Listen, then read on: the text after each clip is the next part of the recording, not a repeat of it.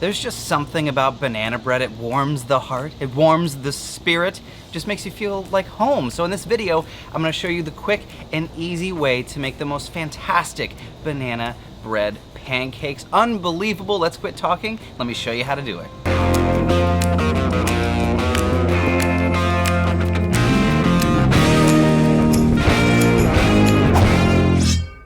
I'm gonna start with my dry ingredients. So I have a nice mixing bowl here. We're gonna go with our flour.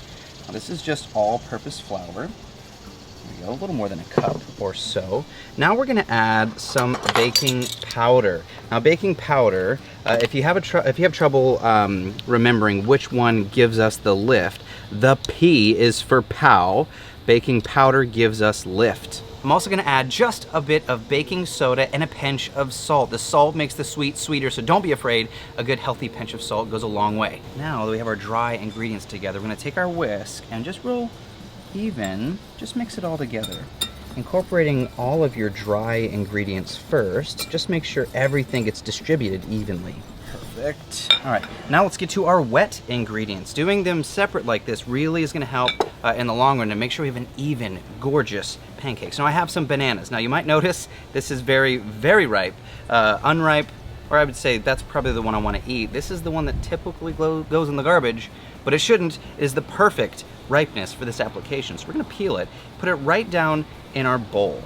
The reason we want an overly ripe banana is because the sugar has had a chance to develop. That banana flavor is more pronounced. It may seem strange, but you definitely want an overripe banana. It's perfect, perfect, perfect. Give that a good solid mash until it's nice and almost liquefied. Now we're gonna add our egg and our sugar and continue whipping until it's nice and smooth. It'll get a little bit frothy. This may take 1 minute to 2 minutes.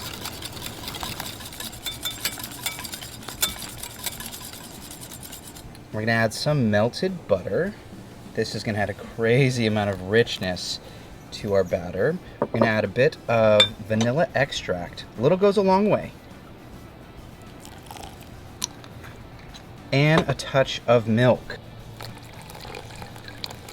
Whip that all together, and all of our wet ingredients are done. Oh, it smells so, so good. That banana aroma really comes out crazy bright.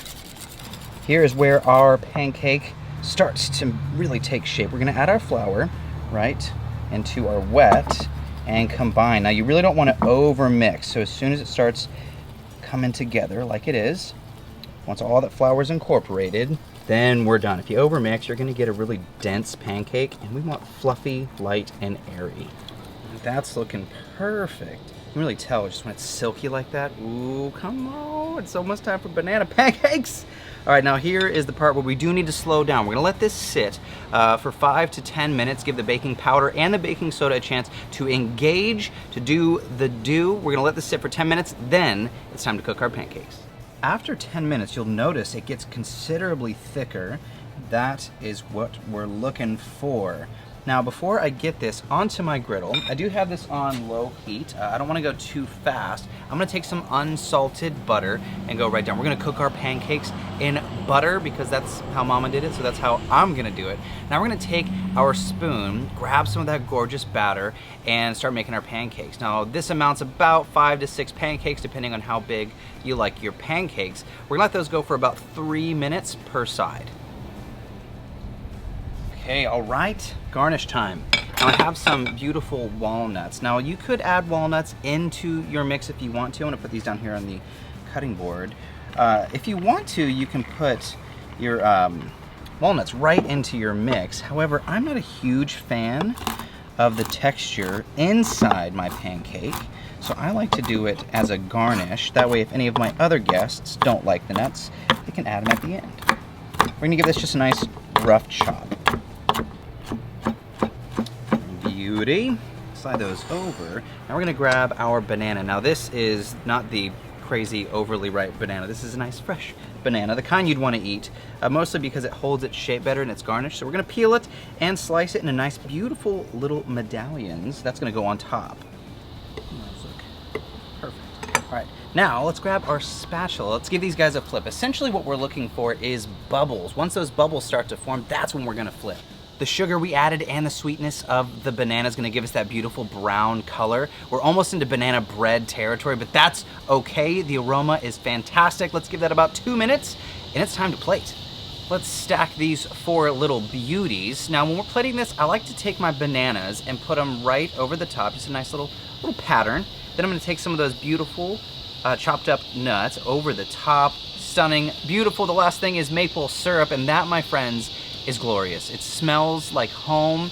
It smells like I'm about to enjoy myself, and I am. Let's take a bite. They are fluffy and rich. Crazy, crazy. Look at that. Look at that, my friends. That is called magic.